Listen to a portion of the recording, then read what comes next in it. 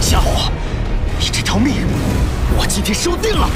老师不能继续陪在你身旁了。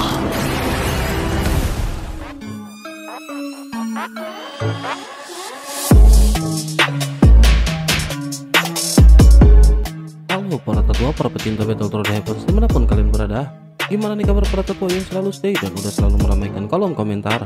Udah siapkan cut dengan perjalanan dari Mang Oyan? Kuilah gak usah pakai lama-lama lagi, kita akan cutkan perjalanannya dan selamat berimajinasi.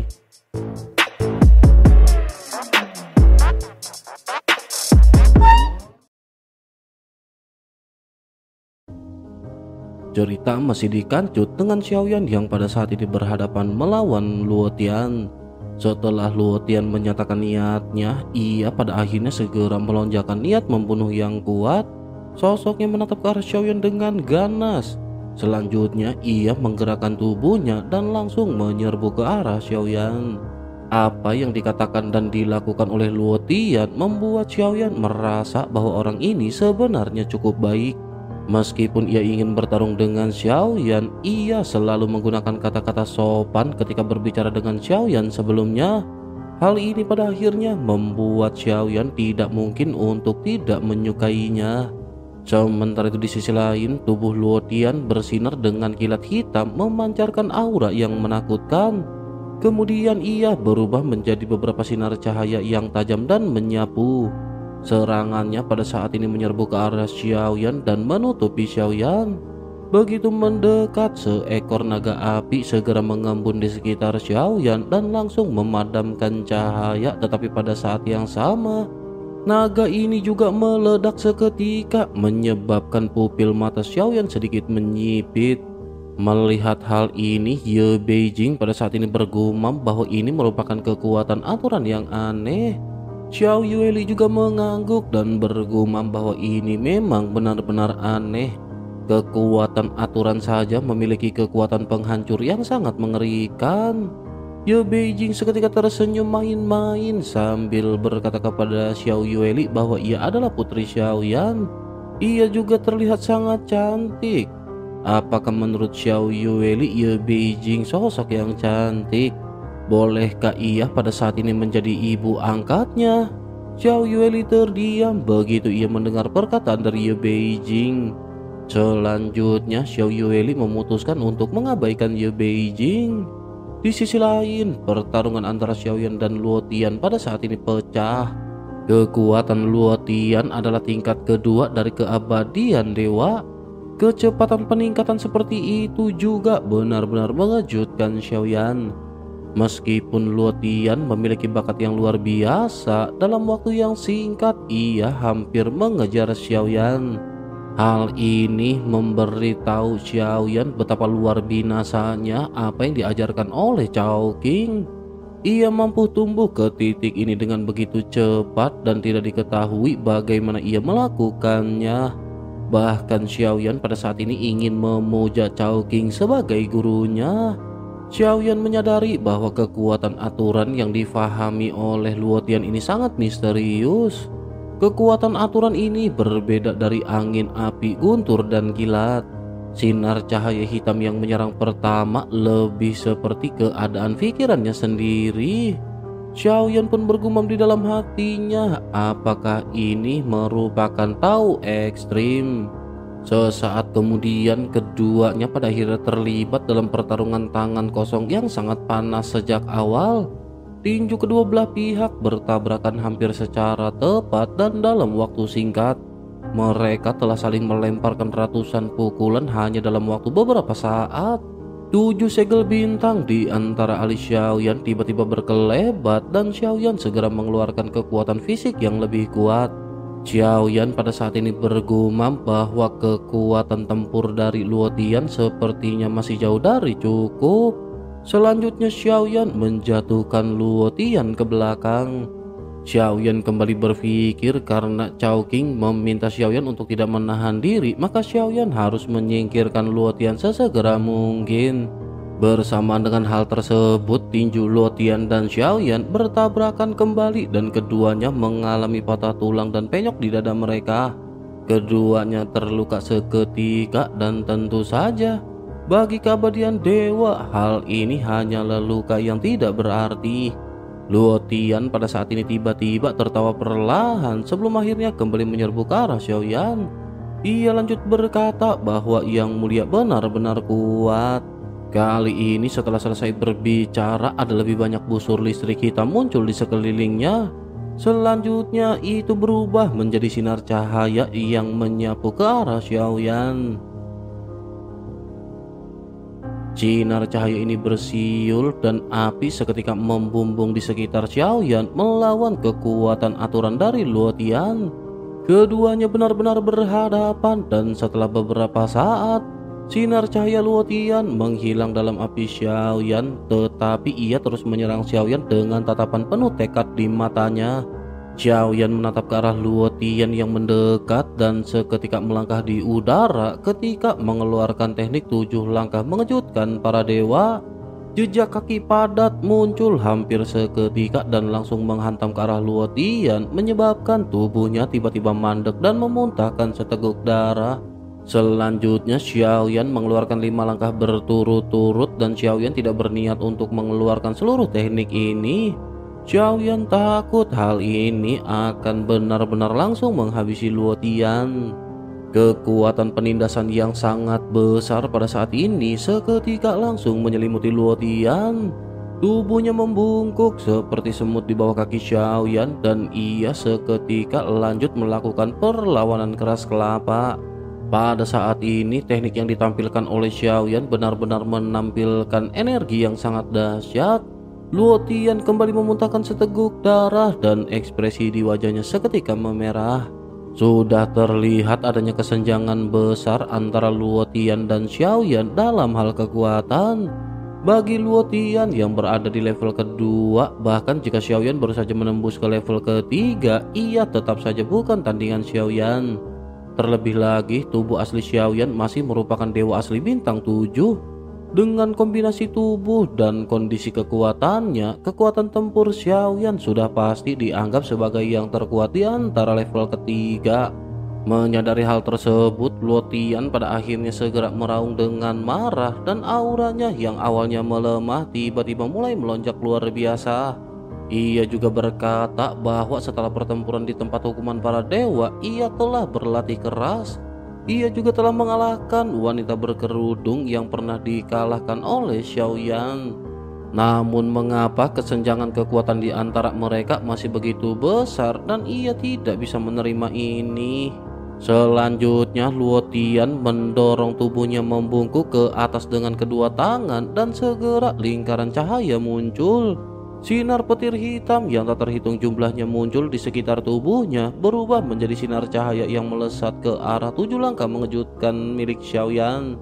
Ekspresi Xiaoyan masih tetap tenang karena ini baru langkah kelima yang diambil Xiaoyan. Melihat perlawanan Luo Tian, barulah Xiaoyan pada saat ini segera mengambil langkah keenamnya.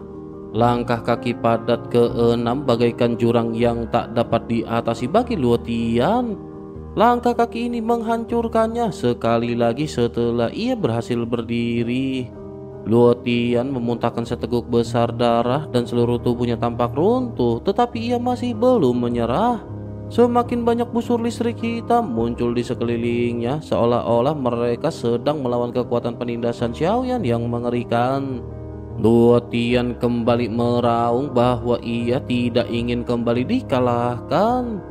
Alasan mengapa Luo Tian pada saat ini tidak menyerah bukan karena ia merasa kesenjangan antara kedua belah pihak terlalu besar.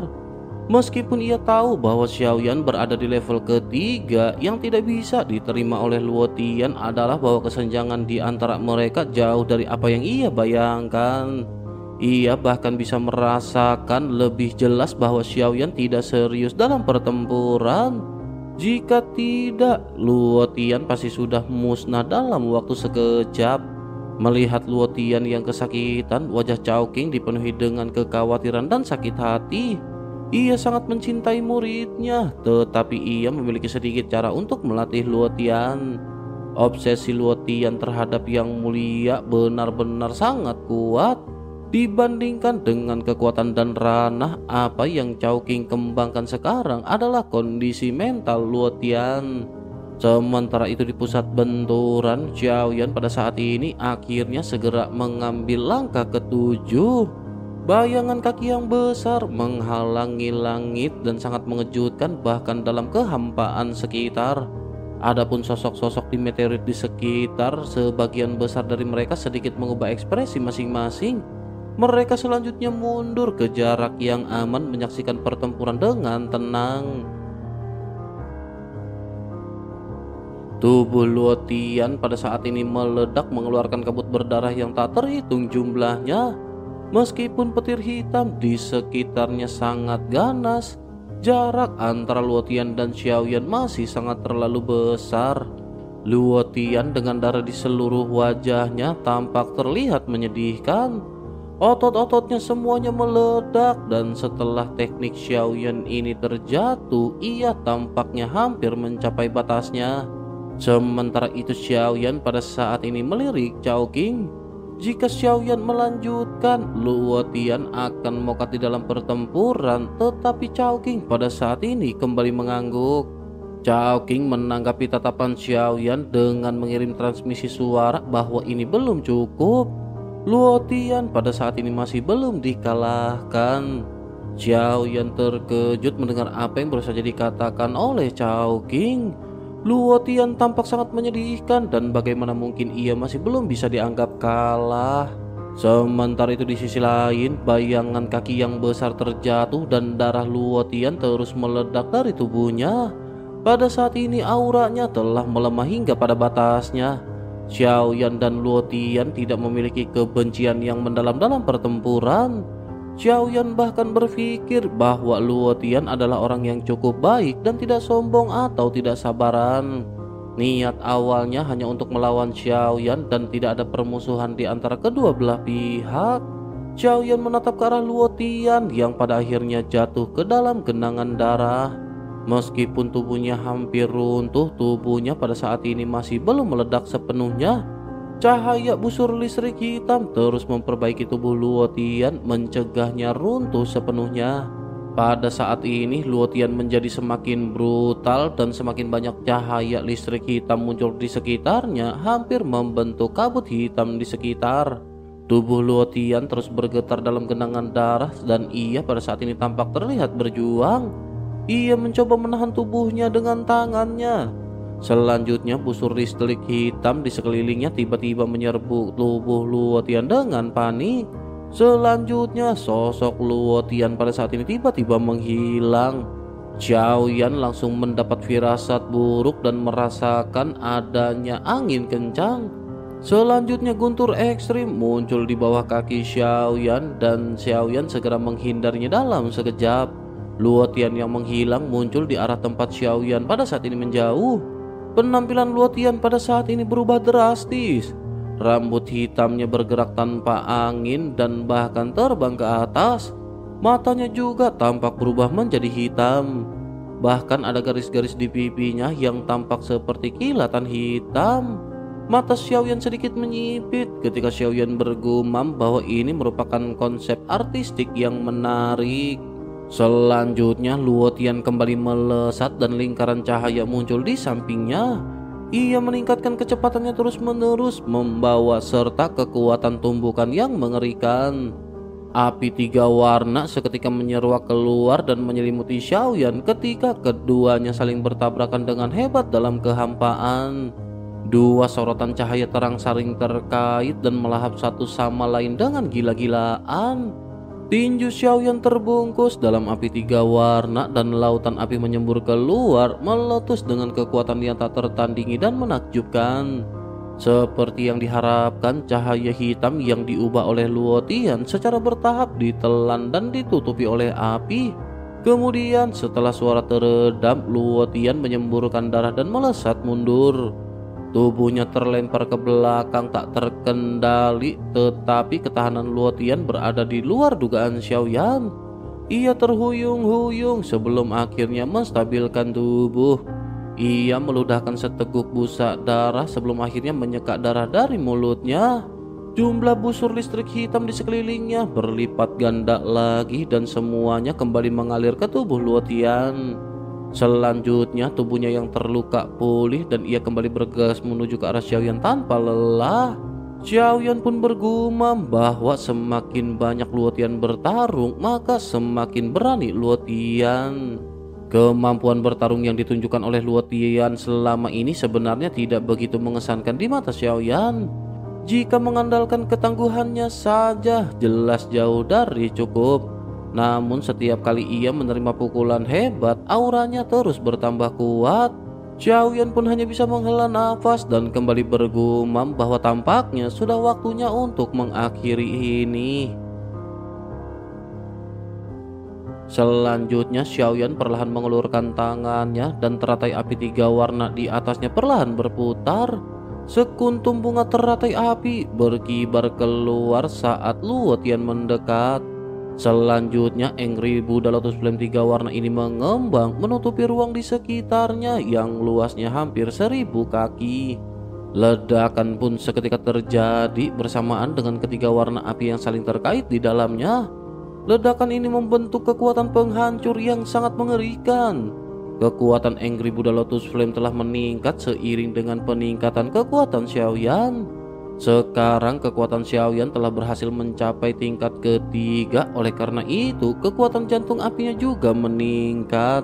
Sementara itu di sisi lain, Chowking tampak sedikit tidak sabar, seolah-olah ia berpikir Luo Tian seharusnya tidak dapat bertahan begitu lama dengan Xiaoyan.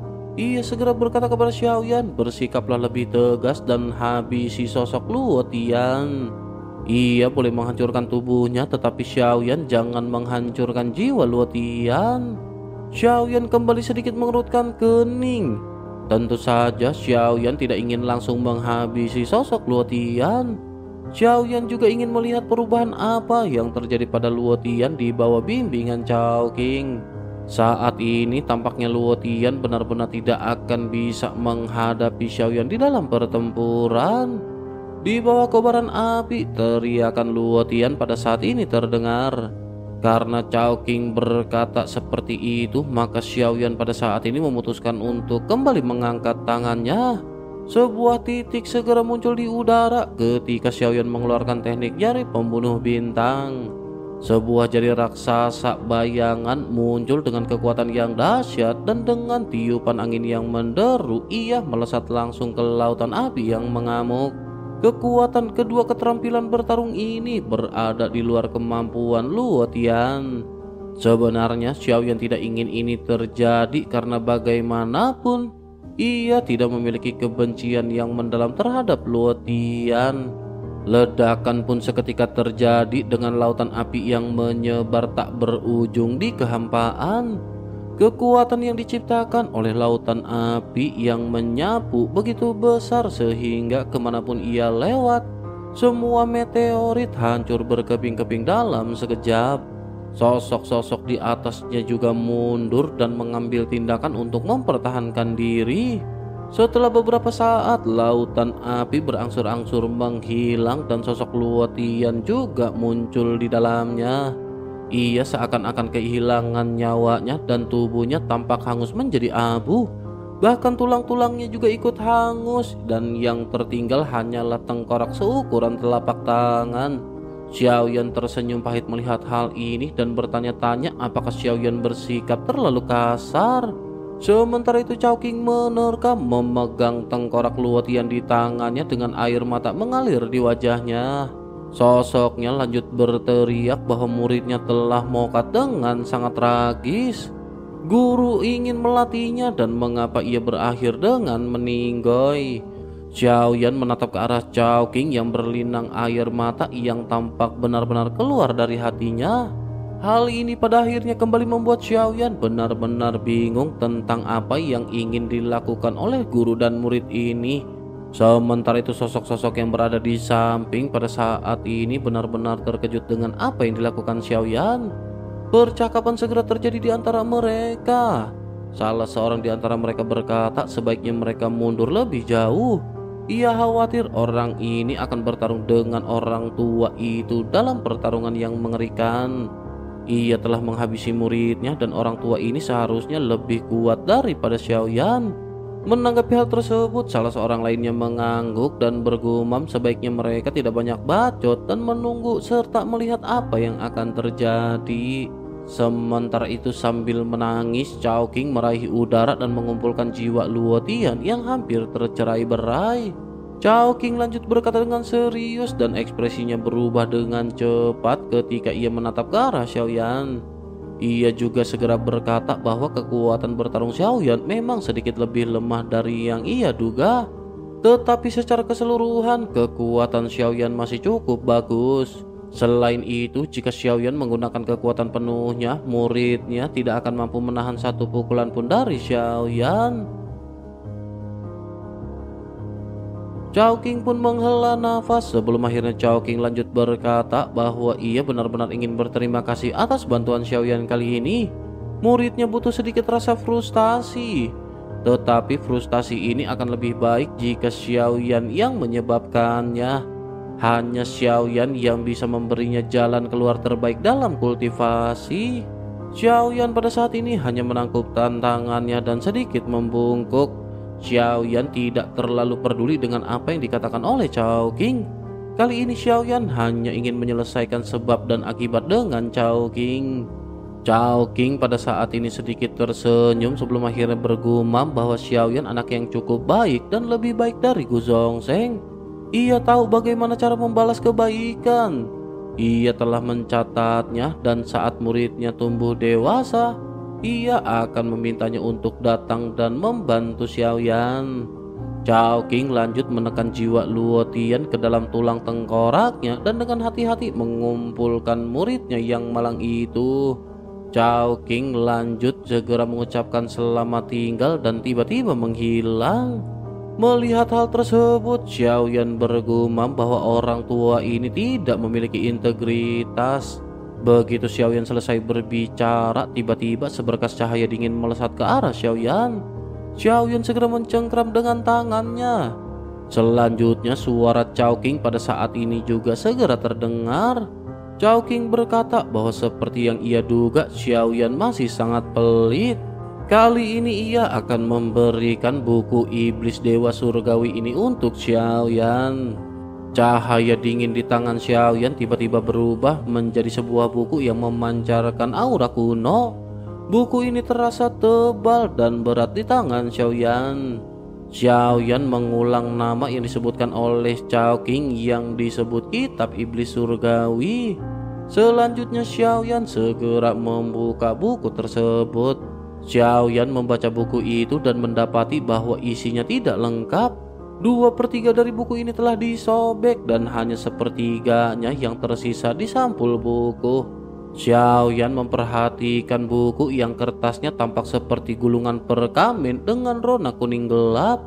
Namun ada garis-garis misterius yang tergambar di atasnya. Xiaoyan melihat nama sebuah formasi yang tertulis di halaman pertama. Xiaoyan pun menggumamkan nama yang bertuliskan formasi penghancur jiwa Zhoutian Xingdou. Xiaoyan pada saat ini memang merasakan aura aneh yang terpancar dari kitab tersebut. Begitu melihat judulnya, Xiaoyan pada saat ini bergumam, mungkinkah kitab ini adalah buku mengenai segel? Berbicara mengenai teknik segel, Xiaoyan pada akhirnya segera memanggil Goyan. Akan lebih baik bagi Xiaoyan bertanya langsung kepada Goyan daripada menebak-nebak. Begitu Goyan keluar dengan sedikit tidak senang, Goyan bertanya kepada Xiaoyan apa yang Xiaoyan lakukan. Mengapa Xiaoyan pada saat ini mengganggu tidurnya lagi? Xiaoyan tanpa banyak cincong segera bertanya kepada Goyan agar Goyan melihat buku ini. Apakah Goyan mengerti tentang teknik segel ini? Goyan pun seketika menjawab dan menjelaskan cara menggunakan teknik tersebut. Goyan bergumam bahwa ini adalah kitab iblis surgawi. Selama Xiaoyan merobeknya, kitab itu akan terbakar secara otomatis sebelum akhirnya formasi di dalamnya akan bisa digunakan. Formasi ini juga cukup misterius dan ini merupakan formasi susunan bintang. Formasi ini cukup kuat. Ia tidak menyangka bahwa masih ada orang yang bisa membuat buku ini pada saat ini. Mendengar hal tersebut, Xiaoyan pada akhirnya segera bertanya apakah itu adalah harta karun. Goyan seketika cemberut dan menjelaskan bahwa itu tidak ada apa-apanya di mata Goyan. Namun itu seharusnya masih berguna bagi Xiaoyan yang tidak menguasai teknik segel. Terlebih lagi, itu bisa langsung dirobek dan formasinya bisa langsung dikerahkan oleh Xiaoyan. Ini akan lebih cepat daripada Xiaoyan membentuk formasi segel sendiri. Xiaoyan pun seketika mengangguk dan bergumam bahwa ini merupakan sesuatu yang menarik. Xiaoyan merasa bahwa buku ini memang berharga. Meskipun Xiaoyan tidak begitu memahami mengenai segel, Xiaoyan bersyukur mendapatkan harta seperti apa yang disebutkan oleh Goyan. Meskipun hanya sepertiga yang tersisa, tetapi buku ini masih memiliki lebih dari 10 halaman. Jika begitu, banyak formasi segel yang dapat dikerahkan secara instan dan mereka dapat dianggap sebagai sarana yang berguna dalam pertempuran. Xiaoyan pun menghela nafas lega sebelum akhirnya Xiaoyan menyingkirkan kitab suci iblis surgawi. Xiaoyan juga kembali memasukkan Goyan ke dalam lengan bajunya. Episode kecil yang baru saja terjadi di sini tampak benar-benar telah berakhir. Xiaoyan pada akhirnya kembali melihat sekitar sebelum akhirnya mengunci pusaran kehampaan. Ada banyak aura di sekitar dan melihat bahwa tidak ada pertempuran lebih lanjut, mereka semua pada akhirnya mendekat. Sementara itu mengenai apa yang terjadi, tampaknya semua orang pada saat ini benar-benar bingung. Pertarungan dimulai secara tiba-tiba dan berakhir pula secara tiba-tiba. Tanpa mengetahui alasannya, pertarungan itu tampak agak tidak dapat dijelaskan. Belum lagi, bahkan Xiaoyan sendiri merasa bahwa apa yang baru saja terjadi ini terlalu misterius.